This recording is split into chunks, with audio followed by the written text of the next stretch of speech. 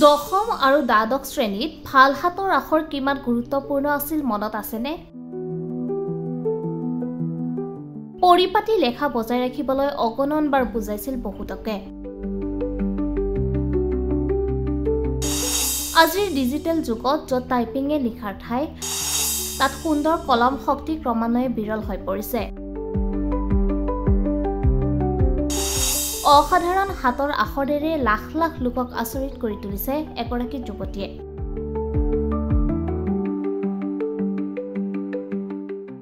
Smartphone আৰু লেপটপৰ আধিপত্য থকা আজিৰ ডিজিটেল জগতখনত হাতৰ আখৰ ক্ৰমান্বয়ে পাহৰি যোৱা হৈছে। কিন্তু ইয়াৰ গুৰুত্ব এতিয়াও আছে, কিয়নো কলম কাগজত লিখিলে চিন্তাৰ সৈতে আমাৰ সংযোগ শক্তিশালী হয় আৰু অৰ্থপূৰ্ণ আৰু সৃষ্টিশীলভাৱে স্মৃতিশক্তি ধৰি ৰখাৰ ক্ষমতা বৃদ্ধি পায়।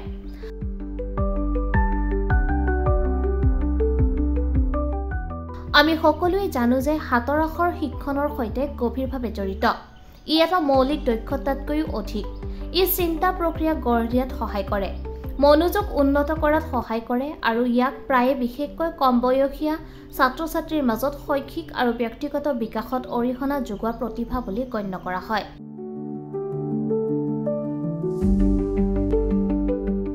তাই Bharat, Pakistan, Britain, France, Japan, Russia, Ukraine বা আমেৰিকাৰ নহয়।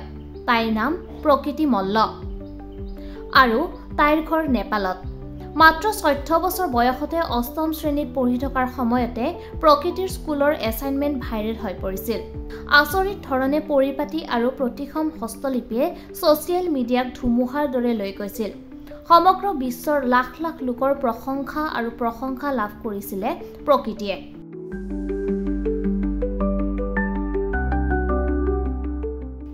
নেপালৰ পৰা অহা প্ৰকৃতি মল্লাই তেওঁৰ অসাধাৰণ হাতৰ আখৰৰ বাবে বিশ্বব্যাপী চৰ্চা লাভ কৰিছে। তাইৰ সুন্দৰ হাতৰ আখৰক পৃথিৱীৰ আটাইতকৈ ধুনীয়া আখৰ বুলি গণ্য কৰা হৈছে। প্ৰকৃতিৰ হাতৰ আখৰ দেখি হাতৰ আখৰৰ পেছাদাৰী আৰু নেটিজেনসকলে আচৰিত হৈ পৰিছিল। তাইৰ হাতৰ আখৰৰ নিখুঁততাই বহুতকে বিশ্বাস কৰিবলৈ বাধ্য কৰাইছিল যে ই হাতেৰে লিখা নহয়, কম্পিউটাৰৰ দ্বাৰাহে নিৰ্মিত।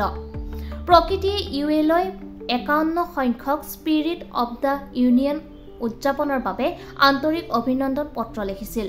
হাতেৰে লিখা UAEৰ দূতাবাসলৈ প্ৰেৰণ কৰিছিল। তেওঁৰ প্ৰতিভা আৰু লিখিত প্ৰকাশৰ শক্তি দুয়োটাকে প্ৰদৰ্শন কৰিছিল।